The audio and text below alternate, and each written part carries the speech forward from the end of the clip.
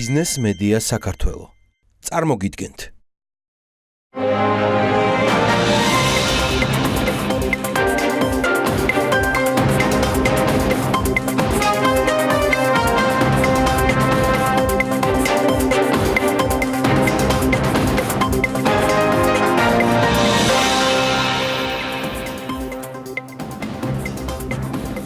კერძო მაუწყებლების ნაწილი საკაბელო ტელევიზიების მიერ პარლამენტისათვის შეთავაზებულ საკანონმდებლო წინადადებას აბსურდს უწოდებენ. საკაბელო ოპერატორების კავშირი კი მიიჩნევს, რომ ტელეარხების საკუთარ პაკეტში განთავსებისთვის თანხა ტელევიზიებს არ უნდა გადაუხადოს. პარლამენტში გამართული დისკუსიის დეტალებით დავით ჯალღონია რამდენიმე წუთში.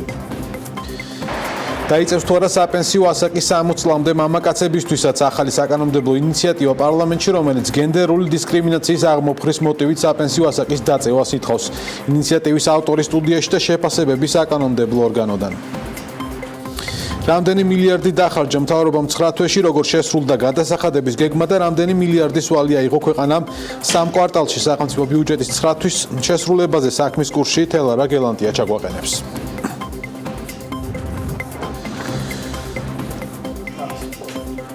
შუადღემშვიდობის საქმის კურსი იწყებს თქვენთვის პირდაპირ ეთერში მუშაობას და მას ბექაბაციკაძე წარმოგიდგენთ. კერძო მაუწყებლების ნაწილი საკაბელო ტელევიზიების მიერ პარლამენტისათვის შეთავაზებულ საკანონმდებლო წინადადებას აბსურდს უწოდებს და აცხადებს, რომ თუ კი მათ ტრანსლაციის განხორციელება სურთ, ამაში თანხა უნდა გადაიხადონ. პარლამენტის დარგობრივი ეკონომიკისა და ეკონომიკური პოლიტიკის კომიტეტის ხდომაზე დისკუსია შედგა საკაბელო ტელევიზიების საკანონმდებლო შეთავაზებასთან დაკავშირებით. საკაბელო ოპერატორების კავშირი მიიჩნევს, რომ ტელეარხების საკუთარ პაკეტში განთავსებისათვის თანხა ტელევიზიებს არ უნდა დაუხადოს. ამ პირობის შენარჩუნების ორგანიზაციამ საკანონმდებლო წინადადებას შეიმუშავა. ხდომას ყველა მხარე ესწრებოდა, როგორ დასრულდა დარგობრივი ეკონომიკის და ეკონომიკური პოლიტიკის კომიტეტის ხდომა. ამას ჩვენი ჟურნალისტი დავით ჯალღონია გავგაცნობს. დავით, შუადღემშვიდობის გისმენთ. მოგესალმებით. დღევანდელი ხდომა იმ პირობით დასრულდა, რომ საკითხის განხილვა უახლოეს დღეებში გაგრძელდება სამუშაო ფორმატში. რაც შეეხება თავად საკანონმდებლო ინიციატივას, საკანონმდებლო ინიციატივასთან დაკავშირებით განმარტებები გააკეთა თავად საკაბელო ოპერატორების კავშირის თავმჯდომარემ თეონა ბერუაშვილმა აღნიშნა, რომ დღეს არსებული ვითარება ბაზარზე ქმნის კაბალურ პირობებს მედია რაის ჯორჯიასთვის, რომელსაც აქვს 6 ქართული ტელეარხის საკაბელო ოპერატორებისთვის ექსკლუზიურად მიწოდების უფლება, რისთვისაც იგი თანხას ითხოვს. მხარეებს შორის მოლაპარაკებები ჩიხში შევიდა, რადგან მედია რაის ჯორჯია საკაბელო ოპერატორებთან ფასიან ტრანზიტთან დაკავშირებით ხელშეკრულების გაფორმებას 1 დეკემბრამდე ითხოვს. დავაზუსტოთ თავად საკაბელო ოპერატორების მოთხოვნები. ჩვენი საკანონმდებლო წინადადება ითვალისწინებს საქართველოს კანონში მაუწყებლობის შესახებ ცვლილებების შემოტანას, რაც გულისხმობს იმას, რომ მედია ბაზარზე იქნება თანაბარი და კონკურენტუნარიანი გარემო. ეს გულისხმობს იმას, რომ როგორც მაუწყებელს იქნება უფლება-მოცილება, რომ დაავალდებულოს ოპერატორი ჩართას მის საკაბელო ქსელში ეს კონკრეტული ტელეარხი, ასევე ოპერატორსაც ექნება უფლება-მოცილება, რომ შესაბამისი მაუწყებლის ნებართვის გარეშე ჩართოს ეს ტელეკომპანია მის საკაბელო ქსელში. აქ ყურადღება მისაქცევია, რომ საუბარია მხოლოდ საერთო მაუწყებლებზე, ანუ იმ ტელეკომპანიებზე, რომლებსაც აქვს საინფორმაციო გამოშვებები. არ გვინდა ყველა 6 ერთად, ხო არ შეიძლება მე შევიდე პიჯაკის საყიდლად სადღაც მაღაზიაში და გინდა თუ არა უნდა ვიყიდო კაბელი რაღაცა გადამყვანე ამასთან ერთად. თორე არ მაძლევენ ამ პიჯაკს ესე. ეს ხო წარმოუდგენელია, ხო ხვდებით, ეხა მარტივ ენაზე ვხსნი ამას რა. ეს არ არის, ეს არის დისკრიმინაცია, ეს არის კიდევ ერთხელ ვიმეორებ. მოსახლეობის ჯიბეში ხელის თათური, იმიტომ რომ ჩვენ ამ ფულს საერიდან ვერ მოვიტანთ. ჩვენ უნდა მოსახლეობას უთხრათ, თუ გადაიხადეთ ამაში ფული, ჩვენ მეუბნებით, გააქვთ სურვილი რომ მოსახლეობა გადაგიხადოთ ამაში ფული. ეს ღირს რაღაცა თანხა 20 ლარი დაადო, 100 ლარი დაადო თუ უნდათ. ჩვენ ჩავსავთ ამას პაკეტში, მოსახლეობას აქვს საშუალება, ვიღაცას უნდა რაღაც პორნოგრაფიული ფილმების ყურება. არის ამის საშუალება, იხდის ის ზედმე თანხას რაღაცას და უყურებს ამას. ვისაც სურვილი აქვს, ვისაც სპორტის სურვილი აქვს, იხდის თანხას და უყურებს სპორტს. ვისაც ექნება სურვილი, აი თქვენი ტელევიზიების, რომელიც აქ წარმოდგენილები ხართ, რუსთავიც, იმედიც, ვისაც სურვილი აქვს, ჩვენ ვეუბნებით, კი ბატონო, წარმოვადგენ ჩვენ ამ თანხას 2 ლარი ღირს, კი ბატონო, ღირდეს 2 ლარი. შევთავაზებთ ჩემს მაყურებელს, გნებავ თქვენ. იყიდე და დამატებით გადამიხდის მე თანხას და გადაუხდი ამას, არაფერი პრობლემა არ არის. სხდომას ესწრებოდა თავად მედია რაი ჯორჯიას დირექტორი, ასევე ტელეკომპანია იმედის იურისტი. მათ დაიცვეს საკუთარი პოზიციები იმ არგუმენტით, რომ ტელევიზიები საკმაოდ დიდ თანხებს ხარჯავენ თავიანთი კონტენტის შექმნისთვის და მათი მხრიდან ლოგიკურია მოთხოვნა საკაბელო ოპერატორების მისამართით მათ გადაუხადონ თანხა ამ კონტენტის გავრცელებისთვის. კიდევ ერთხელ განმარტავთ, ეს მოთხოვნა არის ყოველდღიურ კანონო, ეწინააღმდეგება საქართველოში მოქმედ კონსტიტუციას. მათ აქვს უფლება მოითხოვონ ასკერის გაუქმება, მაგრამ არ აქვს უფლება რომ მოთხოვონ ტელევიზიას უფასოდ მივაწოდოთ ჩვენი კონტენტი, ჩვენი პროდუქცია. ეს არის და ეს. ყველაფერი განხილვადია, უბრალოდ არის კომერციული მიზანშეწონილობა და არის კომერციული მიზანშეუწონილობა. ამ ეტაპზე ამ წინადადების განხილვას ჩვენ ამ სახით არ ვაპირებთ. დარწმუნდებით რაოდენ აბსურდულ ინიციატივასთან გვაქვს საქმე შეურაცხყოფისთვის არ ვამბობ მე მაპატიეთ. უბრალოდ ერთი რაღაცა მინდა რა ვთქვა რა, ძალიან ბევრი არგუმენტია, ერთს კიდე გამოვყოფ უბრალოდ. ერთის მხრივ, ანუ არის საზოგადოების დაკვეთაც ასეთი არის და მე მგონი ხა ცივილიზებული სამყაროს დაკვეთა არის, რომ მედია უნდა იყოს თავისუფალი, დამოუკიდებელი და ძლიერი და მეორეს მხრივ ამისთვის ქვეყანაში ძალიან ცოტა პირობა არსებობს. მედია ვერანაირად ვერ იქნება დამოუკიდებელი, თუ მას ფინანსური დამოუკიდებლობა არ ექნება. თქვენ ახლა საუბრობდით რომ რეკლამი ნახო ისედაც იღებენ ფულსო. ეს ახლა ჩემი აზრით საერთოდ არგუმენტი არ არის, იმიტომ რომ მე როდესაც ვარ ბიზნეს ოპერატორი და ხაზი მინდა გავუსვა ამას, ჩვენ არ ვართ სახელმწიფო ორგანო, ჩვენ არ ვართ საქველმოქმედო ორგანიზაცია, ჩვენ ვართ შეზღუდული შესაძლებლობის, თუ რას ქვია, შეზღუდული პასუხისმგებლობის საზოგადოება, რომლებიც მომართული ვართ მოგების მიღებაზე და სწორედ რომ შეზღუდული შესაძლებლობების პირობებში გინდა თუ ჩაგვაყენოთ, რასაც არანაირ ლოგიკაში არ ჯდება. ისი თქმა მინდა უბრალოდ. ყველა ტელევიზია დღეს უბრალოდ საჯარო არის ინფორმაცია მარეგულირებლის საიტზე. დევს შეგიძლიათ გადახედოთ. ყველა ტელევიზია წაგებაში არის. უბრალოდ ტელევიზიების ძალიან დიდი ნაწილი საგადასახადო ვალდებულებებს ძლივს ასრულებს, ზოგიერთი ვერც ასრულებს.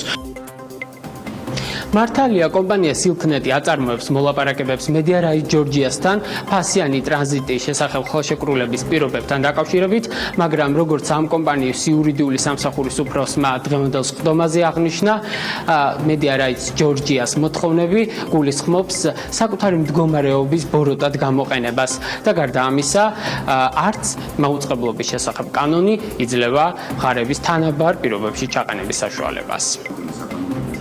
კერძოდ ის მუხლი, რომლის ცვლილების ინიციატივაც არის შემოსული საკაბელო ოპერატორების კავშირისაგან, არ უზრუნველყოფს სამართლიანი და კეთილსინდისიერი კონკურენციის პირობებს ორ ბაზარზე, ბაზრის ორ სეგმენტზე. ეს არის სამაუწყებლო ბაზარი და მისი ურთიერთჩანაცვლებადი ბაზარი, ეს არის საკაბელო ტრანზიტული მომსახურების ბაზარი. 6 არხში ითხოვენ 400-ს. არ გვაქვს უფლება რომ ამ 6 არხიდან შევარჩიოთ ჩვენი მომხმარებლისათვის, ჩვენი აბონენტისათვის სასურველი მაღალრეიტინგული არხები, მაგალითად იმედი, მაგალითად რუსთავი 2, აუცილებლად მარა უნდა მოვაყოლოზეთ, რომელსაც რეიტინგი ჩემი შეფასებით თუ არის ინჯება. მინდა გითხრათ, რომ ეს 6 მაუწყებელი არის პრაქტიკულად კარტელურ გარიგებაში, ისინი ფლობენ სამაუწყებლო ბაზრის 80%-ზე მეტს და კარნახობენ პირობებს ბაზრის მეორე სეგმენტს, ეს არის სამაუწყებლო ტრანზიტის ბაზარი. საკაბელო ოპერატორების კავშირს უპასუხა დღესვე კომუნიკაციების ეროვნულმა კომისიამ და ეკა ჭახრაკი აწარმოადგენდა დღევანდელ სხდომაზე აღნიშნულ უწყებას, რომელმაც განმარტა თუ რატომ არ არის დღეს ბაზარზე არსებული პირობები ცალმხრივად ტელევიზიების მხარეს. ამ შემთხვევაში მაუწყებელი ქმნის კონტენტს, როგორც ითქვა, ტელეპროდუქციას, რაში დიდ ხარჯს სწერს და როდესაც ეს პროდუქტი დაცულია საავტორო და მომიჯნავე უფლებების კანონმდებლობით, მაუწყებელი ხარჯს სწერს ამაში, როგორ ხედავთ თქვენ ამაში, ასე ვთქვათ, დისკრიმინაციას და არათანასწორო პირობებს, როცა თავად თქვენ მერე შემოსავალს პრაქტიკულად მაუწყებლის საქმიანობის ხარჯზე და მომხმარებელს ამას ხომ უფასოდ არ აქვს, თქვენ ამაში შემოსავალს ღებულობთ და აქედან გამომდინარე ვფიქრობთ, დადარება ამ ორი საქმიანობის დისკრიმინაციულობისა და თანასწორობის კუთხით არ იქნებოდა სწორი. ასევე ითქვა იმ საუბარზე, რომ მულტიპლექსში რადგანაც ჩართულია მაუწყებლები და იქ უფასოდ ხდება გავრცელება მათი კონტენტის, იგივე მიდგომა უნდა იქნეს გამოყენებული ჩვენთან მიმართებაშიო.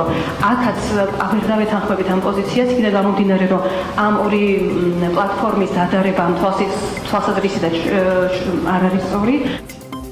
სხდომის დასრულების შემდეგ დარგობრივი ეკონომიკისა და ეკონომიკური პოლიტიკის კომიტეტის თავმჯდომარემ რომან კაკულიამ აღნიშნა, რომ საკანონმდებლო ინიციატივა არის საკმაოდ რთული, დეპუტატებმა უნდა დამატებით შეისწავლონ წარმოდგენილი ინიციატივა, რადგან ყველა მხარის პოზიცია უნდა იქნას საკანონმდებლო ორგანოს მიერ გათვალისწინებული, სწორედ ამიტომ კაკულიამ და ძირიანად საპარლამენტო კომიტეტმა დაუჭირა მხარი ინიციატივის განხილვის გადადებას უახლოესი დღეებისთვის.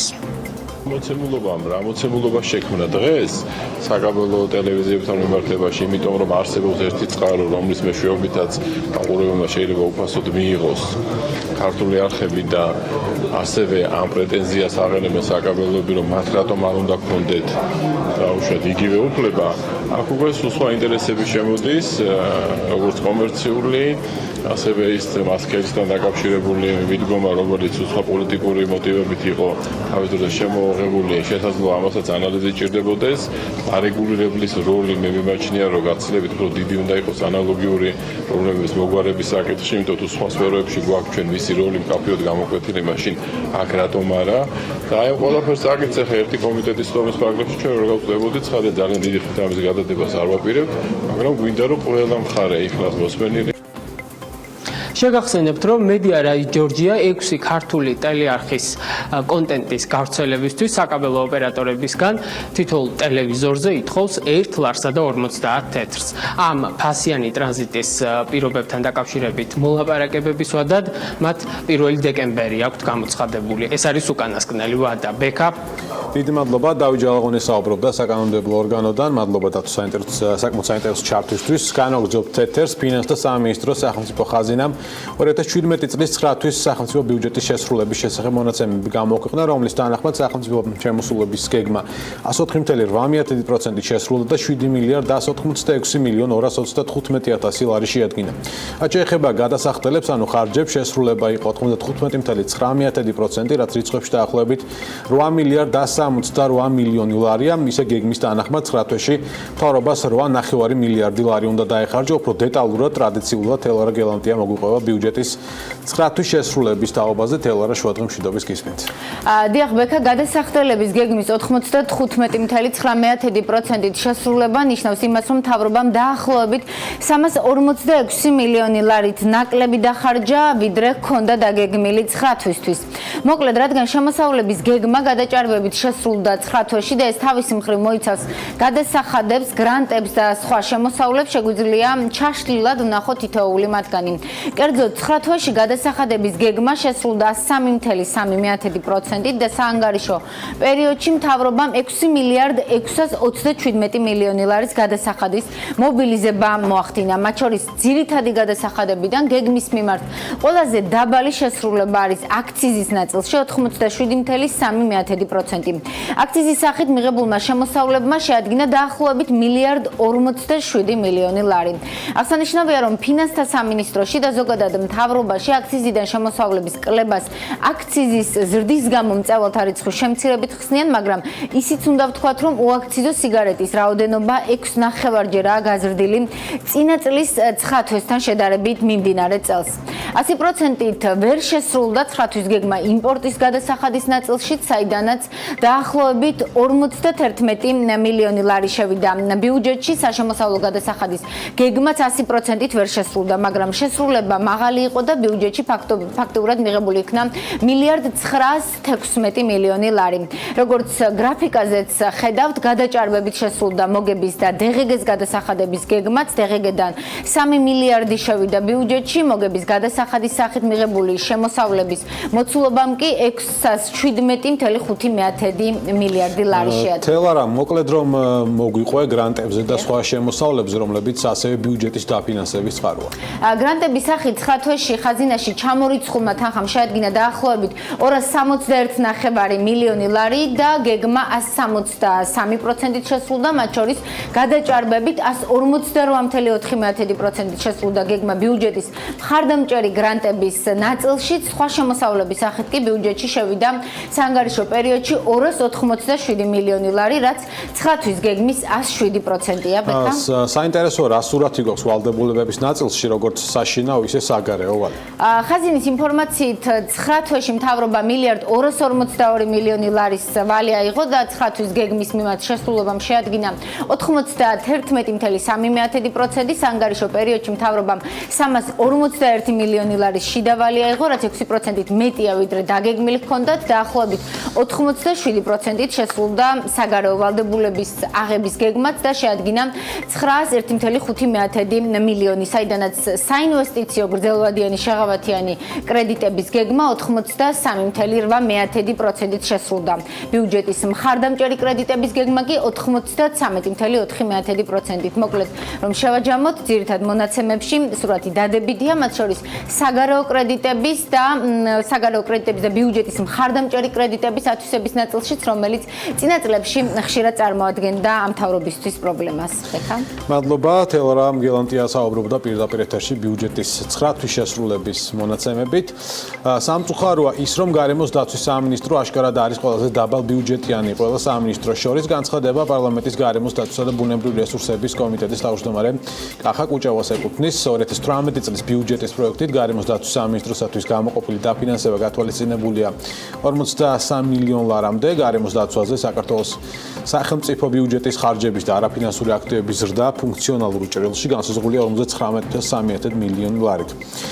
კახა კუჭავამ აღნიშნა, რომ ბევრი პრიორიტეტული საკითხია, რომელიც აუცილებელია, რომ ბიუჯეტში იქნას გათვალისწინებული. სწორედ კახა კუჭავა გვერდება პირდაპირ ეთერში. შუადღემ მშვიდობის ბატონო კახა, მადლობა საქმის კურსი სტუმრობისთვის. ბიუჯეტის პირველი ვარიანტის განხილვება, ასე ვთქვათ, პარლამენტში კომიტეტებში დასრულდა. რამდენიმე კომიტეტში, მათ შორის გარემოს დაცვის კომიტეტში იყო საკმაოდ ბევრი შენიშვნა. მათ შორის ის, რომ ბიუჯეტი არის საკმაოდ მცირე. ყველაზე მცირე არ არის სამინისტროებს შორის.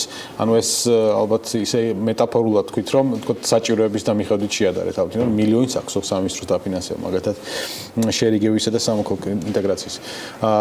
რა კონკრეტული მიმართულებით ითხოვთ დაფინანსების ზრდა და ასახულია თუ არა ეს შენიშვნებში, რომელიც თქვენმა კომიტეტმა გადაუგზავნა ფინანსის სამინისტროს. დიდი მადლობა მოწვევისათვის და განსაკუთრებით ამ საკითხზე ყურადღების გამახვილებისათვის. ჩვენმა კომიტეტმა ჯერ კიდევ ივნისში ბიძის დოკუმენტზე ვიმუშავეთ, ჩვენი რეკომენდაციები წარვადგინეთ მთავრობასთან, ხოლო ივლისის დასაწყისში უკვე პირველადი მოსვენა ჰქონდა იმ სამინისტროს ხედვებზე თუ რა როგორ უნდა დაფინანსებულიყო. შემდეგ პროცესი უკვე წარიმართა სამინისტროებს შორის, მათ წარმოადგინეს ვარიანტი, რომელიც ჩვენ განვიხილეთ და ჰქონდა საკმაოდ ბევრი შენიშვნა, რადგანაც და არგუმენტაცია შესამცირე არის, თუ ჩვენ გვინდა რომ გარემოს დაცვის საკითხები იყოს პრიორიტეტული ქვეყნისათვის, აუცილებელი არის რომ დაფინანსება ცოტათი მაინც გაიზარდოს. აქ არ არის საუბარი კოლოსალურ ციფრებზე, დაახლოებით შეთანხმებით, შედარებით, თუმცა მნიშვნელოვანი ზრდა არის ამ სამინისტროსათვის. საუბარი არის დაახლოებით 9.995.000 ლარზე, ანუ 10 მილიონი დაახლოებით, რომელიც კონკრეტულად მიზანმიმართულად არის იმ საკითხებზე, რომელიც პრიორიტეტული არის და აუცილებელი არის. აი ივლისში ქონდა თქვათ გარკვეული მოსაზრება მოისმენთ სამინისტროს მხრიდან. კი ბატონო, მაგრამ თქვათ განვითარებულ მოვლენების შემდეგ აგვისტოში და შემდეგ ისეთ მოვლენები განვითარდა რეალურად რომელიც არ იყო ვერ გაითვალისწინდა ვერავინ და შესაბამისად ის გამოიწვევს გარკვეულ ფინანსურ ხარჯებს 2018 წელს ხანძრები რომლებიც საქართველოში. რა თქმა უნდა, ჩვენ სხვათა შორის ამ საკითხზე ივლისშიც ქონდა საუბარი, რადგანაც ეგრეთ წოდებული ხანძრების სეზონი უკვე დაწყებული იყო, თუმცა მასშტაბები რა თქმა უნდა ძალიან პატარა იყო. აგვისტოში ყველას გვახსოვს და შემდეგ სექტემბერში როგორ განვითარდა მოვლენები და რა სტიქიური კატასტროფის წინაშე ვიდექით. ჩვენთვის მნიშვნელოვანი ამ შემთხვევაში ვიზრუნოთ არა მხოლოდ იმაზე, თუ როგორი რეაგირება მოხდება მომავალ წელს მსგავსი შემთხვევების არსებობისას, არამედ იმ პრევენციულ ზომებზე, რომ საერთოდ არ მივიდეთ აქამდე. მე ვიცი, რომ ბიუჯეტი ჩადებული არის შესაბამისი უწყების ბიუჯეტში ვერტფრენის შესყიდვა, რაც ძალიან კარგი არის და აუცილებელი არის, მაგრამ აუცილებელია ზუსტად მანამდე პრევენციული ზომები, რაც არის მისაღები, ის დაფინანსდეთ, რომ საერთოდ აღარ გაჩნდეს ვერტფრენის გამოყენების საჭიროება. ეს ამ მიმართულებით ყველაზე კრიტიკული ჩემი აზრით არის სატყეო სააგენტოს დაფინანსება, რომელიც მეტყევებს და ტყის ცვალებს ეხება, რადგანაც როდესაც ზოგადად ტყის მასივის დაცვაზე საუბრობ, ძალიან მნიშვნელოვანი არის წინასწარ იქნას გათვალისწინებული შესაბამისი ღონისძიებები იქნას გატარებული, რომ თუ მაინც ხდება ხანძარი და ეს არ შეიძლება გამოურიცხოთ, მარტივად იქნება არიდებული ეს გზების გაყვანა ინფრასტრუქტურაზეა საუბარი და დამატებულ ხარჯებზე ინფრასტრუქტურაში, თუ თქვა კადრების დამატებაზე, ამაზე ყოფილა საუბარი, არ ყოფნის კადრები და არიან ძალიან ცოტა, ასე ვთქვათ, რომ ორივე, რა თქმა უნდა, თუმცა კადრების კუთხით განსაკუთრებით მნიშვნელოვანია ის სტატისტიკა, რომელსაც ციფრებს ახლა გეტყვით, ზოგადად სტანდარტი არის 1 მეტრევეზე დაახლოებით 500-დან 800 ჰექტრამდე ტერიტორიის დაცვა, ჩვენს ქართულ რეალობაში 1 მეტრევეზე მოდის დაახლოებით 4000 ჰექტარი. ანუ ფაქტიურად ვიცით წინასწარ, რომ წარმოუდგენელია მათ მიერ ეს ვალდებულება, მათი მოვალეობა შესრულდეს სრულფასოვნად. ამიტომ ჩვენთვის მნიშვნელოვანია კადრების ზრდა, ჩვენ ხვდებით, რომ თავიდანვე ყველას აი რაოდენობაც არის საჭირო იმათ ვერ ავიყვანთ, მაგრამ უნდა დაიწყოს და დაიწყოს ნელ-ნელა ზრდა კადრების და პირველადი მონაცემებით 120 მეტრევის დამატებას ითხოვს სატყეო სააგენტო, თუმცა აქვე ძალიან მნიშვნელოვანია არა მხოლოდ კადრების ზრდა, არამედ მათი ხელფასის ზრდა. დღესარსებული ხელფასები იმდენად დაბალია, რომ მათთვის ძალიან მძიმეა მოთხოვოს სრულფასოვნად შეასრულოს ვალდებულებები, რომელიც მათ აკისრიათ. ამიტომ ერთი კომპონენტის და მეორე აიყვანო, თქვა იმ ხელფასზე, რომელიც რა თქმა უნდა, ძალიან რთულია კადრების გადინება ხშირად. რესურსი რამდენად არის? აი მაგალითად ფინანსთა მინისტრის მოადგილის პოზიცია როგორი იყო ის ხო, სწორედ მოხსენებელი ბატონო გიორგი კაკავერიძე, მისი პოზიცია როგორი იყო? არის თუ არა რეალურად ბიუჯეტში დღეს რესურსი, ანუ თქვენ ხედავთ თუ არა ამ რესურსს და ფინანსთა მინისტროს ამის შესახებ მიუთითეთ თუ არა რომ გაიზარდოს 10 მილიონი დაფინანსება გარემოს. კი, ჩვენ ეს მიუთითეთ, ჩვენ დასკვნაც გადაუგზავნეთ, სხვათა შორის ჩვენი დასკვნა დეტალურად აღწერს ყველა იმ კომპონენტს, არ არის უბრალოდ ციფრი მოთხოვნილი, დეტალურად აღწერს იმ კომპონენტს, თუ რა კომპონენტში ვითხოვთ, კადრების როგორ ზრდას და ახსნითი ნაწილიც გვაქვს, თუ რატომ ვითხოვთ, დასაბუთება არის რატო ვითხოვთ ამ ნაწილში ბიუჯეტის ზრდას. ფინანსთა მინისტრის მოადგილემ, როდესაც მოგვისმინა ჩვენი შენიშვნებით და შესაბამისად მე უკვე დასკვნასაც გაიცნობოდა, იქვე გამოთქვა სურვილი რომ აუცილებლად გადახედავდნენ თავიანთ ვარიანტს და დაგვიბრუნდებოდნენ უკვე კორექტირებული ვარიანტი. ძალიან დიდი იმედი მაქვს რომ მოხდება პრიორიტეტად დაყენება გარემოს დაცვის. კი ბატონო, პრიორიტეტებს რაც შეეხება, რამდენ სწორად არის თქვა გადანაწილებული პრიორიტეტები, ან სად შეიძლება რომ გავზარდოთ ხარჯითი ნაწილი თქვა გარემოს დაცვის სამინისტროს ბიუჯეტისა და სად შეიძლება რომ შევამციროთ, ანუ შიგნითაც ამ ბიუჯეტის ფარგლებში, რომელიც 53 მილიონია, მილიონამდეა, შეიძლება თუ არა ისე გადანაწილდეს, რომ თქვა მომავალ წელს პრიორიტეტული მიმართულებები მოვიცვათ. ამ კუთხით ქონდა თუ არა საუბარი იგივე სამინისტროსთან? არა, არ ქონდა საუბარი, თუმცა ჩვენ ველოდებით მათგან, ზუსტად მათ უნდა დაამუშავონ ეს ვარიანტი და შემოგთავაზონ ჩვენ, რომელსაც უკვე ჩვენ შემდეგ განვიხილავთ. მათ რა თქმა უნდა უკეთიციან თუ სად შეიძლება გამოანთავისუფლონ და სად შეიძლება მოამატონ ჩვენ როგორც კომიტეტისათვის ამ შემთხვევაში მნიშვნელოვანია რომ ელემენტარული დაფინანსება რომელიც საჭიროა უბრალოდ სამინისტრომ რომ ფუნქციონალურად სწორად იმუშაოს და ვალდებულებები რაც მას აკისრია შეასრულოს ამ კუთხით უნდა გაიზარდოს ბიუჯეტის ეს ნაწილი არ შეიძლება არ თქვა ის ვალდებულებაც რომელიც ასოცირების ხელშეკრულებიდან გამომდინარეობს წელს ჩვენმა მოწვევის პარლამენტმა მიიღო კანონი გარემოს დაცვითი შეფასების შესახებ რომელიც ძალიან დიდი წინ გადადგმული ნაბიჯი იყო ქვეყნისათვის რომლის აღსრულება იწყება 1 იანვრიდან არის გარკვეული კადრების დამატების აუცილებლობა თუ გვინდა რომ ეს ვალდებულებები რომელიც ზოგადად კანონის აღსრულება რომელიც სამინისტროს ავალია მოხდეს სრულფასოვნად და არ მოხდეს შეფერხებები ისევე კერძო სექტორისათვის ასევე სახელმწიფო სტრატეგიული პროექტებისათვის. ამიტომ მნიშვნელოვანი არის რომ ეს საკითხები ბიუჯეტში იქნას გათვალისწინებული. დღეს კომიტეტის ერთი შეჯერებული პოზიციაა ხომ რაზეც თქვენ ახლა საუბრობთ. კომიტეტის ერთი ყველა შენიშვნა ასე ვთქვათ გადაგზავნილია და უკვე ელოდებით ასე ვთქვათ იქნება თუ არა ეს გათვალისწინებული. მაგრამ თუ ფინანსთა მინისტრო დააბრუნებს ვარიანტს სადაც არ არის ასე ვთქვათ გაზრდილი მე იმიტომ დავსვი წინა კითხვა რომ პრიორიტეტები ხო არ შეიძლება ისე გადანაწილდეს რომ ვთქვათ ის 53 მილიონიც იმყოფოს ასე ვთქვათ გარემოს დაცვის სამინისტრო მომავალ წელს. მოდით ესე ვთქვათ 53 მილიონი რაც გათვალისწინებული არის ამ ბიუჯეტში აქედან 8 მილიონი არის დაახლოებით გრანტები რომელიც პირდაპირ დაცულ ტერიტორიებს ეხება ამიტომ ბიუჯეტზე როცა საუბრობთ რა თქმა უნდა მე უფრო დაკორექტირებულ ციფრს ვიტყოდი რომელიც დაახლოებით არის ზუსტად გეტყვით 33 მილიონ 680 ლარი ეს არის რეალური ბიუჯეტი. ამიტომ აუცილებელი არის კიდევ ერთხელ გავიმეორებ თუ გვინდა რომ ის ვალდებულებები რომელიც და გამოწვევები რომელსაც უნდა ებრძოლოს გარემოს დაცვის სამინისტრომ სრულფასოვნად იქნას შესრულებული აუცილებელი არის ბიუჯეტის ზრდა ამ კუთხით და ის 1.5 მილიონიანი დაახლოებით ზრდა რომელიც რეალურად გამოვიდა წინა წელთან შედარებით უბრალოდ არ არის საკმარისი. კი ბატონო დიდი მადლობა სტუდიაში მოგზაურობისთვის წარმატებებს გისურვებთ ნახავთ ვარიანტს რომელსაც ფინანსთა სამინისტრო კვლავ დაუბრუნებს პარლამენტს. კახა კუჭავა პასუხობდა საქმის კურსის შეკითხვებს რამდენი რამდენიმე წუთში გიბრუნდებით საინტერესო თემებით და სტუმრებით, რეკლამის შემდეგ დროებით სულ მალე დავბრუნდებით ეთერში.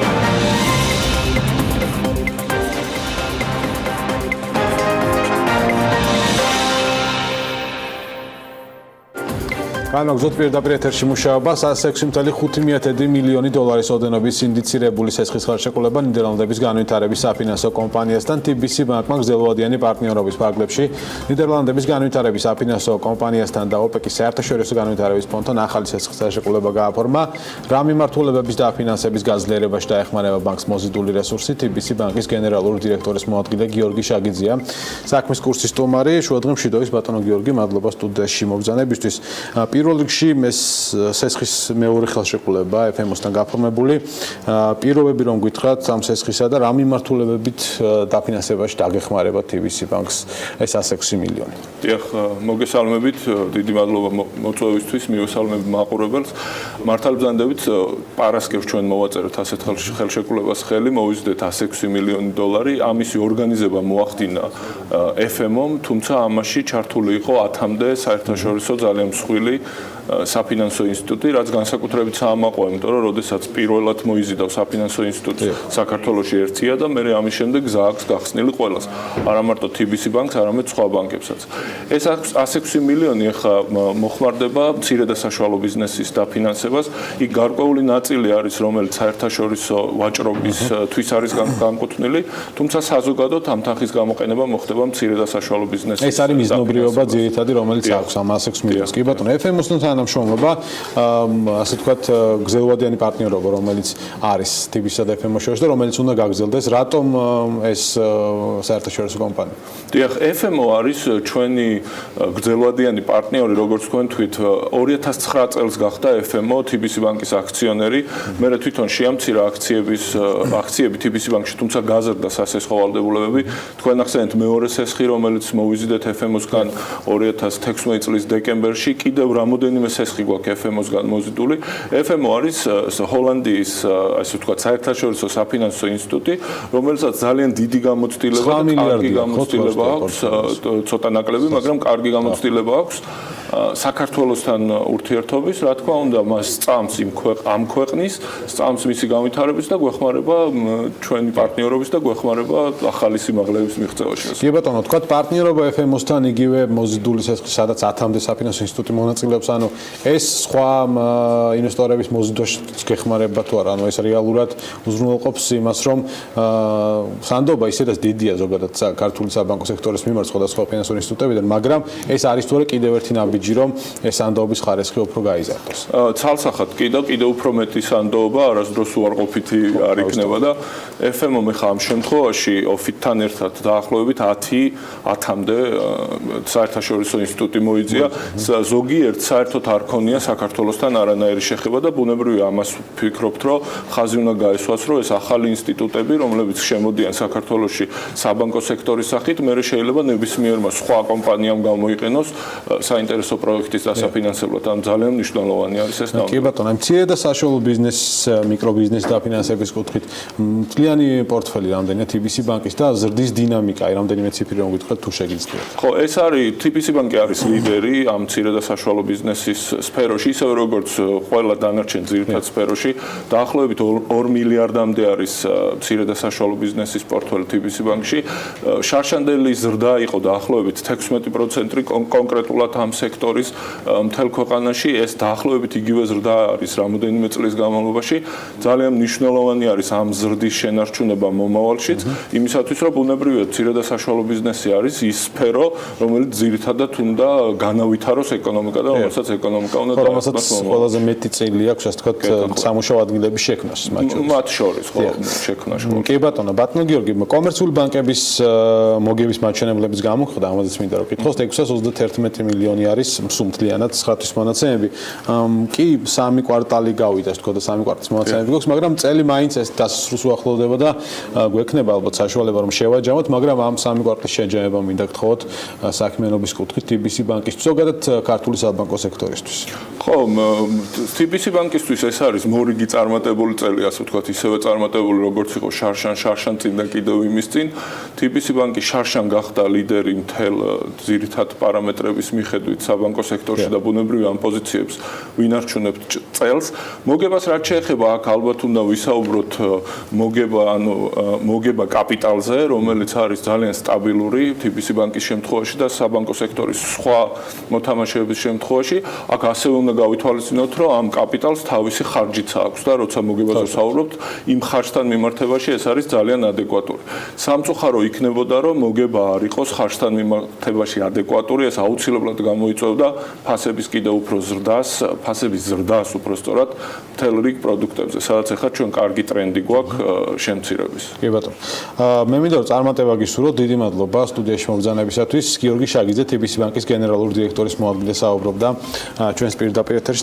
წარმატებები TBC ბანკს, მთლიანად საბანკო სექტორს. განვაგრძობთ ეთერს. კახური ტრადიციული მეღვინეობა სასტუმროს ბიზნესში შედის. ახალ პროექტს კომპანია საქართველოს ბანკის დაფინანსებით ახორციელებს. 41 ნომრიანი სასტუმრო კახეთში, სოფელ ახაშენში მომავალ წელს გაიხსნება. კომპანიისა და საქართველოს ბანკის თანამშრომლობაზე და პროექტის დეტალებზე სრულად სალომე მეცხვარიშვილი საუბრებს, რომელმაც ინტერვიუ ზურაბ ჩხაიძესთან ჩაწერა. სალომე, შევადგა მშვიდობის გისმენთ. ბექა, კახური ტრადიციული მეღვინეობა და საქართველოს ბანკი უკვე რამდენიმე წელი აქტიურად თანამშრომლობენ და ერთად არაერთი პროექტი აქვთ განხორციელებული. ახალ სექტორში შესვლაც ზურაბ ჩხაიძე მის პარტნიორ ბანკთან ერთად გადაწყვიტა, დაფინანსება კი პროექტის ფარგლებში მიიღო, რომელიც მცირე და საშუალო ზომის საწარმოებს უჭერს მხარს.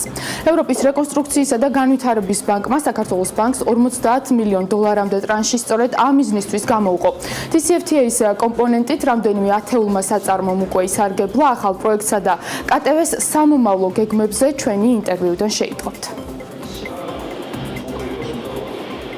მოგესალმებით ბატონო ზურაბ, ძალიან დიდი მადლობა თქვენი დროისთვის. თქვენ ბევრი სხვადასხვა მიმართულებით საქმიანობთ და ამიტომ საინტერესოა თქვენი სამომავლო გეგმების შესახებ ინფორმაცია. პირველ რიგში მინდა გკითხოთ ახალი პროექტის შესახებ. კახური ტრადიციული მეღვინეობა შედის სასტუმრო ბიზნესში. თქვენ აშენებთ ახალ დასასვენებელ სახლს სოფელ ახაშენში. ცოტა უფრო დეტალურად რომ მოგვიყეთ, რატომ გადაწყვეტეთ ამ მიმართულებაში შესვლა და ინვესტიციის მოცულობის შესახებაც რომ მოგვაწოდოთ ინფორმაცია. ზოგადად ჩვენი საქმიანობა არის მეღვინეობა, ზოგადად რომ გადავხედოთ, ქართული მეღვინეობა უკვე გამოჩნდა მსოფლიო მეღვინეობის რუქაზე და ბოლო წლებში უფრო მოთხოვნადი ხდება ღვინის გზა, ასეთი ტურისტული სეგმენტი, სადაც დაუშვათ ვიზიტორებს ეძლევათ საშუალება ახალი ღვინო, ახალი სამზარეულო და ახალი ქვეყანა აღმოაჩინონ. ჩვენ ყველა ობიექტზე შევეცადეთ რომ გაგვეკეთებინა, ასე ვთქვათ, სალონი, სადეგუსტაციო დარბაზი, რომ ეს არის მარკეტინგული ხერხი და ამან უკვე მოითხოვა ის, რომ ჩვენ რაღაცა სასტუმროს მიმართულებითაც უკვე გაგვეკეთებინა ინვესტიცია და გაჩნდა იდეა ჩვენ ასე ვთქვათ შევასხით ფრთები ამ იდეას საქართველოს ბანკთან ერთად და ჩვენ შეიძლება ითქვას რომ ახაშენში უკვე ავაშენეთ, ეხლა უკვე მოპირკეთება მიმდინარეობს აი ამ სასტუმროსი, რომელიც ძალიან შთამბეჭდავ ადგილას არის განთავსებული. რატომ აირჩიეთ სასტუმროს ასაშენებლად ახაშენი, რამდენად არის ეს ტურისტულად მიმზიდველი ეს ლოკაცია თქვენთვის? მე თვითონ მაკლდა აი ვენახებში დაუშვათ სასტუმრო, იმიტომ რომ ეს ძალიან პოპულარული გახლავთ ევროპის და არა მარტო ევროპის, სოფლიოში, სადაც მეღვინეობა არის განვითარებული. ჩვენ ეს გვაკლია. ამიტომ გადავწყვიტეთ, რომ ეს ყოფილიყო ვენახებში. ეს პირველი პრიორიტეტი. მეორე პრიორიტეტი ის არის, რომ მისი ადგილმდებარეობა გახლავთ შუა კახეთში. ანუ იქედან დაუშვათ ეს იქნება თელავი, ყვარელი, თუ ლაგოდეხი, თუ იგივე გურჯაანი, თუ სიღნაღი, ფაქტიურად ერთი და იგივე დრო სჭირდება გადაადგილებისათვის. სასტუმროში ნომრების რაოდენობა მივიღეთ 41 ჯერჯერობით, მე მინდა ხაზი გაუსვა. მინდა გამოვარჩიო, რომ შშმ პირებისთვის არის ადაპტირებული ასევე როგორც ნომერი, ასევე ლანდშაფტი, სადაც შეიძლება გადაადგილება. ინვესტიცია საშუალოდ პირველ ეტაპზე არის 7 მილიონ ლარამდე დაახლოებით, ეს შემიძლია გითხრათ. სასტუმროს პროექტი ფინანსდება საქართველოს ბანკისა და DCFTA-ის საერთო პროექტის ფარგლებში. ზოგადად როგორ ფიქრობთ, რამდენად იყენებს ქართული ბიზნესი DCFTA-ის შესაძლებლობებს? ძალიან კარგი რეკომენდაციები აქვთ მათ, რომ ისინი გეუბნებიან, რომ არ გააკეთო ეკონომიურად და არ გააკეთო უხარისხოთ, რომ ხანგრძლივ პერსპექტივაზე უბრალოდ მოკლე პერსპექტივაზე არ იყოს გათვლილი, გააკეთე უკეთესი, შედარებით ძვირი და ამაში ჩვენ მოგეხმარებით. რა არის ამაში ცუდი? ეს არის უნიკალური შესაძლებლობა. ჩვენ გამოვიყენეთ ეს შესაძლებლობა და თბო მატარებელზე გავაკეთეთ აქცენტი. ფაქტიურად ჩვენ ელექტროენერგიას და გაზს წარმოიდგინეთ, რომ მზის ენერგიაზე უნდა ვამუშაოთ. ზოგადად, რამდენად მარტივია დღეს ფინანსებთან ხელმისაწვდომობა კერძო სექტორისთვის, თქვენს წინაშე თუ დამდგარა მსგავსი ტიპის პრობლემა? დღეს სოფლიოში, ესე ვთქვათ, ხელმისაწვდომობა თანხასთან არანაირი პრობლემას არ წარმოადგენს. არა მარტო საქართველოში, მთელი მსოფლიოს მასშტაბით. დღეს ჩვენ უბრალოდ იმით გამოვირჩევით, რომ ჩვენ ბიზნესის კეთება არ ვიცოდით და დავიწყეთ და ვსწავლობთ ნელ-ნელა რა. როდესაც ბანკში გაივლის შენი პროექტი. და წარმოიდგინეთ, რომ ჩვენთან ბანკებში როგორი პროფესიონალები მუშაობენ, ხო? და უნდა იყოს ბედნიერი თუ შენი პროექტი იქ არ გავიდა და რატომ? უბრალოდ შენ ძალიან ცუდ ნაბიჯს გადადგავდი და უბრალოდ დაკოტრდებით და მე ყველაფერი ნეგატივი მოძდევს ამას. თქვენ მუშაობთ რამდენიმე მიმართულებით, აწარმოებთ ღვინოს, ბრენდს, საკონსერვო მიმართულებით მუშაობთ. საინტერესოა თუ მუშაობთ ამჟამად ბაზრების დივერსიფიკაციის მიმართულებით და კონკრეტულად რომელ ქვეყნებზე გაქვთ აქცენტი გაკეთებული? კი ბატონო, ჩვენ ძალიან აქტიურად მუშაობთ როგორც ევროპის მიმართულებით, ასევე აზიის. კონკრეტულად შემიძლია გითხრათ, ევროპაში ჩვენ შარშან გავხსენით შვილობილი კომპანია, KTV Europe. ეს არის ადგილი, სადაც ჩვენ შეგვიძლია, რომ ევროპაში უფრო ღრმად ჩავშალოთ ჩვენი პროდუქცია, რასაც ვაკეთებთ. გადმოვიდეთ აზიის ქვეყნებზე. თქვენ იცით, რომ უდიდესი პოტენციალი აქვს ქართულ ბიზნესს, კონკრეტულად ჩინეთში, თავისუფალი ვაჭრობის ურთიერთობა, როდესაც ამოძრავდება, ეს ძალიან წასწევს ქართულ ბიზნესს წინ. იაპონიის ბაზარზე საკმაოდ აქტიურად და ნორმალურად ვფიქრობ, ნელი ნაბიჯებით, მაგრამ შევედით. ჩვენ კორეასთან ვაკეთებთ წელს, ალბათ დავასრულებთ, ვფიქრობ უკვე ჩვენს ახალ კონტრაქტს და ეს იმას ნიშნავს, რომ ჩვენ მუდამ ვიზრდებით აზიის ბაზარზე. აგერ არის ციფრები გვეუბნება ყველაფერს, მოთხოვნა დიდია, KTV ჯგუფისთვის მხოლოდ არა, ზოგადად დარგისთვის არის მოთხოვნა და ჩვენ მოგზაურებულ წვილს, რა თქმა უნდა, შევიტანთ და შეგვაქვს დღესაც. დიდი მადლობა ინტერვიუსთვის და თქვენი დროისთვის წარმატებებს გისურვებთ. დიდი მადლობა.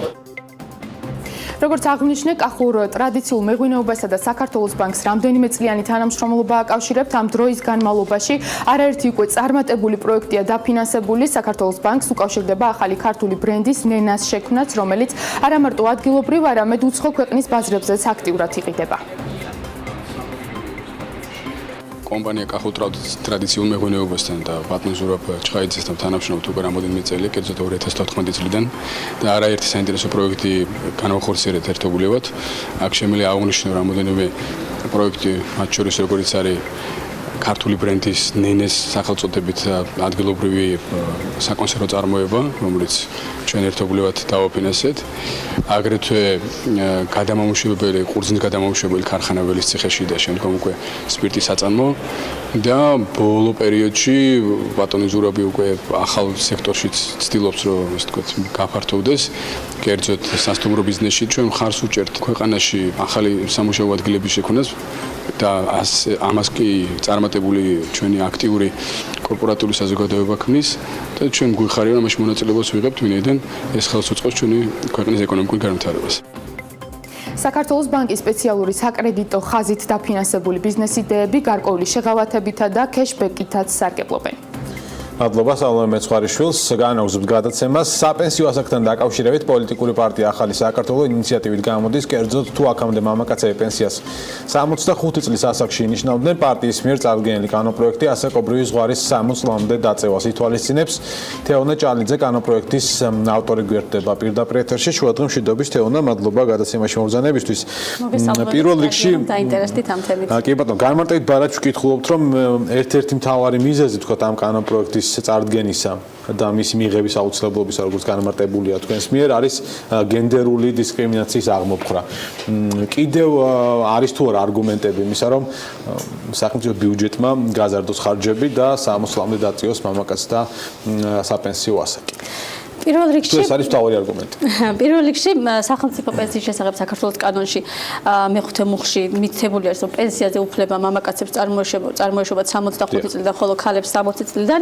ეს მიგვაჩნია, რომ არის ანტიკონსტიტუციური და შესაბამისობაში არ მოდის საქართველოს კონსტიტუციის მე-14 მუხლთან, სადაც საუბარია იმაზე, რომ ყველა ადამიანი არის თანასწორი და თანაბარუფლებიანი, განურჩევლად სქესისა, ასაკისა და ასე შემდეგ. აქედან გამომდინარე, ჩვენ მოვამზადეთ საკონსტიტუციო სარჩელიც, რომლის მომზადებაში იურისტი მარიკა არივაძე დაგვეხმარა და საკონსტიტუციო სასამართლოში შეტანილი გვაქვს უკვე ეს სარჩელი, ველოდებით განხილვას და გვინდა რომ ეს ნორმა იქნეს ცნობილი ანტიკონსტიტუციურად. ანუ ეს ნორმა, რომელიც 65 და 60 წელს ასახელებს, მაგრამ სარჩელში არ იქნება საუბარი ხა რომ 60 წელი იყოს მამაკაცებისთვის, მაგრამ პირველ რიგში შევიტანეთ საკონსტიტუციო სარჩელი, ხოლო პარალელურად ჩვენ გვაქვს შეტანილი საკანონმდებლო წინადადება და საკანონმდებლო ინიციატივა საქართველოს პარლამენტში, ვაგროვებთ ხელმოწერებსაც იმისათვის, რომ ეს ინიციატივა არსებით განხილვაზე გადავიდეს და უკვე პარლამენტს ვთხოვთ, რომ საპენსიო ასაკი გახდეს 60 წელი საქართველოში განურჩევლად სქესისა, ანუ ყველა ადამიანმა შეძლოს 60 წლის ასაკიდან. და ესე როგორ ფიქრობთ, ხარდაჭერილი იქნება თუ არა პარლამენტის მხრიდან აღნიშნული ინიციატივა, იმიტომ რომ რეალურად თქვა ხარჯვის ნაწილზე მე კითხავთ, მაგრამ თქვა არგუმენტი ის რაც განმარტებით ბარათჭერა დისკრიმინაცია გენდერული და თქვენ ახსენეთ რომ კონსტიტუციასთანაც შეუსაბამოა ჩანაწერი საპენსიო კანონში. ხარდაჭერა სეილით პარლამენტში. იმედი მაქვს ხარდაჭერილი იქნება, იმიტომ რომ ჩვენ გვაქვს ყოველდღიური ურთიერთობა მოქალაქეებთანაც და დადებითი ასე ვთქვათ შეფასება მოდის ამ ჩვენ ინიციატივასთან დაკავშირებით. მე აქ მაქვს კაცებისგან თუ კაცებისგანაც და ქალებისგანაც. ჩვენ მე აქ მაქვს 45 ქვეყანის დასახელება წარმოდგენილი, სადაც საპენსიო ასაკი არის თანაბარი ქალებისთვის და კაცებისთვის, ანუ მსოფლიოს 45 ქვეყანაში მიიჩნევა, რომ საპენსიო ასაკი უნდა იყოს თანაბარი ქალებისთვის და კაცებისთვისაც და იმედი მაქვს, რომ საქართველოს შეუერთდება ამ ქვეყნების რიცხვს. პრინციპში პარლამენტშიც ჩვენ მოვიკითხეთ ეს თემა, ბატონი აკაკი ზოიძე მოპასუხა. ჩვენ შეკითხვებს შეგვიძლია რომ მისი ერთ-ერთი კომენტარი მოვისმინოთ და შემდეგ განვაგრძელოთ საუბარი. ამროა შეიძლება ასევე კაცების და ქალების ასაკი 65 წლის ასაკში გავიდნენ ორივე სქესი თუ დისკრიმინაციაზე არის საუბარი თუ არა და 60 წელზე საპენსიო ასაკის ჩამოწევა ასევე მამაკაცებისთვის გარკვეულ საკმაოდ დიდ ხარჯებთან არის დაკავშირებული და დასაბუთება იმის თაობაზე რომ თითქოს და ევროპაში ასეა ძალიან ნაკლებად, იმიტომ რომ საპენსიო ასაკი მერყეობს 62-დან საშუალოდ თუ ავიღებთ 62-დან 67 წლამდე, უმეტეს ქვეყანაში 65 წელია, ასე რომ ამ კუთხით აპელირება რომ ევროპული გამოცდილება არის ერთმნიშვნელოვანი, არ არის სწორი. პირველ რიგში ესე იგი ვთანხმდებით იმაზე და ძალიან ბევრმა ადამიანმა, მათ შორის დეპუტატებმაც არაერთ სიუჟეტში ახსენეს, რომ ეთანხმებიან, რომ არის დისკრიმინაციული და თანაბარი უნდა იყოს ქალებისთვის და კაცებისთვის. ანუ მაგდათ მოვიდა შეგიძლიათ რომ წავიდეს ინიციატორი, რომ 65 წელზე ავიდეს თქო ქალებისთვის და არ იყოს დისკრიმინაცია. ჩვენი მოთხოვნა არის, რომ თანაბარი იყოს და იყოს ეს 60 წელი და რატომ 60 წელი? ჯერ ერთი მე მაქვს აქ სტატისტიკა ასევე ქალების და კაცების გარდაცვალება ასაკისა და სქესის მიხედვით, სადაც ნათლად ჩანს, რომ ორჯერ მეტი მამაკაცი ვერ აღწევს საპენსიო ასაკამდე ვიდრე ქალი. ანუ ესეც ერთ-ერთი არგუმენტი არის იმისა, რომ მამაკაცებისთვის საპენსიო ასაკი უნდა დაიწიოს. რატომ 60 წელი? იმიტომ რომ ჩვენ ქვეყანაში მძიმე სოციალურ-ეკონომიკური მდგომარეობაც გახლავთ, მოგეხსენებათ და ეს ერთგვარად სოციალურ ასპექტშიც მნიშვნელოვანი გადაწყვეტილება იქნება. ანუ სოციალური პასუხისმგებლობა ეს სახელმწიფოსი ეს მანამ სანამ ამ ასაკის ადამიანებს უჭირთ სამუშაოს მოძიება და ამ ასაკში უკვე ადამიანები ფაქტიურად რჩებიან სამსახურის გარეშე და ახალი სამსახურის პოვნაც მათთვის რთულია, ამ დროს მნიშვნელოვანი არის რომ ეს საპენსიო ნაწილში არ გქონდეს განსხვავება. რაც შეეხება ხარჯებს. კი ბატონო, 250 მილიონია ჩადებული. აი ეს და გათვლები რას ეყრდნობა და შეგვიძლია პრინციპში ამასთან დაკავშირებით ბატონი აკაკი ზოიძის მოსაზრებას მოვისმინოთ, მაგრამ ჯერ თქვენი მაინტერესებს როგორც ინიციატორის. დაახლოებით 250 მილიონ ლარს საჭიროებს ეს ცვლილება წელიწადში დამატებით.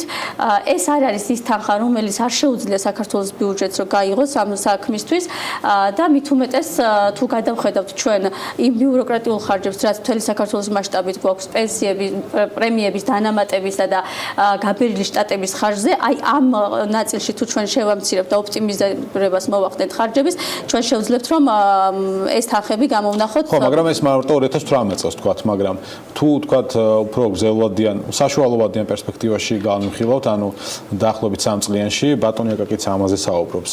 მის კომენტარში მოусმინოთ და შემდეგ განვავრცოთ. ნადებაში მითებულია თუ არ ხდება 280 მილიონი ლარი, მაგრამ ეს გრძელვადიან პერსპექტივაში ეს მხოლოდ 1 წელიწადზე არის საუბარი და გრძელვადიან პერსპექტივაში თუ 3 წლიანს მინიმუმ გავეთვლით როგორც ითვლება ხოლმე ბიუჯეტი, ეს საკმაოდ დიდი თანხებია, ის თანხები, რომლებიც გაწერილია შესაბამის ინფრასტრუქტურულ პროექტებში, რომლებიც გაწერილია განათლების რეფორმაში, რომლებიც გაწერილია ჯანდაცვაში, რომლებიც გაწერილია იმაში, რომ პენსიონერებისთვის ჩვენ წამლების კომპონენტი დავამატოთ. პრინციპში ერთ კომენტარსაც მოусმინოთ და შემდეგ რომ არ გავწყვიტოთ საუბარი ზოიძე საქმის კურსთან გამოყოფ საპენსიო ინდექსაციის მნიშვნელობასაც, რომელიც რეალურად პენსიონერებისთვის სხვადასხვა საკითხებს ბევრად უფრო გასაგებს და ხელმისაწვდომს გახდის, ამასთან როგორც თვითონ ამბობს, აღნიშნული რეფორმა მომავალი წლის მეორე ნახევრიდან შემოვა ძალაში. ხოლმე სამუდამო ჩამოყალიბება ეგრეთ წოდებული ინდექსაციის მექანიზმისა, რომელიც ეკონომიკურ ზრდას და თუ იქნა ინფლაციას ზედმეტი ინფლაცია პროგნოზირებაზე მეტი ინფლაცია მიაბამს, მთლიანში და ეროვნული პროდუქტის ზრდაზე იქნება მიბმული სწორედ პენსიის ოდენობა. ეს არის ცივილიზებული მექანიზმი, ეს არის მექანიზმი იმისათვის, რომ პენსიონერებმა იცოდნენ პროგნოზირებადი იყოს პენსია, იცოდნენ რამდენი იქნება პენსია მომავალ წელს და არ იყვნენ დამოკიდებული, ასე ვთქვათ, წინასაარჩევნო დაპირებებზე. შეფასება მინდა გქოთ რეალურად რესურსი დღეს თუ გრძელვადიან პერიოდს ავიღებთ სახელმწიფოს გააჩნია თუ არა იმისა რომ დამატებით დაახლოებით ხარჯები რომელიც ამის დათვლა მარტივი ალბათ თქვენ დაითვლით როდესაც გექნება თქვენი პოზიციის დაცვა პარლამენტში დაახლოებით 800 მილიონამდე წესით ასე უნდა ავიდეს როდესაც არსებით განხილვაზე გადავალთ ჩვენ კიდევ უფრო დეტალურად წარმოვადგენთ ფინანსურ ნაწილში საიდან და როგორ უნდა მოხდეს ამ თანხების მოძიება როგორც ვთქვი ოპტიმიზაცია არის აუცილებელი ბიუჯეტის და ჩვენ გვექნება საშუალება 100 მილიონის ოპტიმიზაცია ძალიან ყოველ წელიწადში გვჭირდება 250 მილიონი, შესაბამისად 3 წელზე გვჭირდება ის თანხა, რასაც თქვენ ამბობთ. და ყოველწლიურად 250 მილიონის გამონთავისუფლება ამ საქმესთვის არ წარმოადგენს პრობლემას. აქ საუბარი იყო ბატონი აკაკის მხრიდან, რომ თითქოს წინასაარჩევნო დაპირება და ასე შემდეგ. ჩვენგან განსხვავებით სხვა პარტიები წინასაარჩევნოდ პირდებოდნენ ადამიანის პენსიების გაზრდას და მომატებას, რაც იყო პირდაპირ ტყუილი და პირდაპირ იმაზე გათვლილი, რომ როგორმე არჩევნებზე ხმები მოეძიებინათ. ეს ჩვენი მხრიდან მუშაობა არ არის წინასაარჩევნო დაპირება ხოლმე. ჩვენ გრძელვადიან პერსპექტივაში ვახდენთ მუშაობას და ამ საკითხზეც რამდენიმე თვით ადრე დავიწყეთ მუშაობა და ეს გაგრძელდება კიდევაც, იმიტომ რომ როგორც გითხარით, საკონსტიტუციო სასამართლოში შეტანილია საჩელი და თავისთავად ძალიან ინდექსაციაზე მინდა თეონა კითხოთ, ანუ ინდექსაციის კუთხით თქვა ის მიბმული იყოს ინფლაციის მაჩვენებელზე პენსია ამასთან დაკავშირებით თქვენ რა მოსაზრება გაქვთ? ხომ არ იქნება ეს კარგი გამოსავალი პენსიის ზრდისთვის? ეს საკითხი არსებითად განსხვავებული არის სიმართლე გითხრათ ახლა იმ საკითხზე რომელზეც თქვათ ჩვენ უფრო სიღრმისეულად გვაქვს ნამუშევარი ვინაიდან და რადგანაც ზოგადად საპენსიო რეფორმა არის გასატარებელი და მნიშვნელოვანი და იქ ხშირად არის ხოლმე საუბარი სტაჟისა და დამსახურებით პენსიაზე და ასე შემდეგ და ასე შემდეგ ეს უფრო სიღრმისეული თემა არის თუ როგორ უნდა მოხდეს შემდეგ უკვე განაწილება ვის რამდენი ეკუთვნის ვის მეტი ვის ნაკლები და ასე შემდეგ პრინციპში ინიციატივას გამოხმარება მოყვა უკვე პარლამენტიდან ნახოთ იქნება თუ არა განხილვები, რა პოზიცია იქნება ჯანდაცვის კომიტეტს, რა პოზიცია გექნება თქვენ და შეჯერდებით თუ არა რაიმეზე. პრინციპში საინტერესოა სარჩელის ამბავით, რომელსაც ავსებად მოვიკითხოთ. მადლობა თეონა ჭალიძე სტუმრობდა საქმის კურსს. ჩვენ დაგიბრუნდებით 22 საათს 45 წუთზე. მადლობა რომ გვიყურეთ და იყავით მთავარ ეკონომიკური და ბიზნეს მოვლენების საქმის კურსში. დროებით.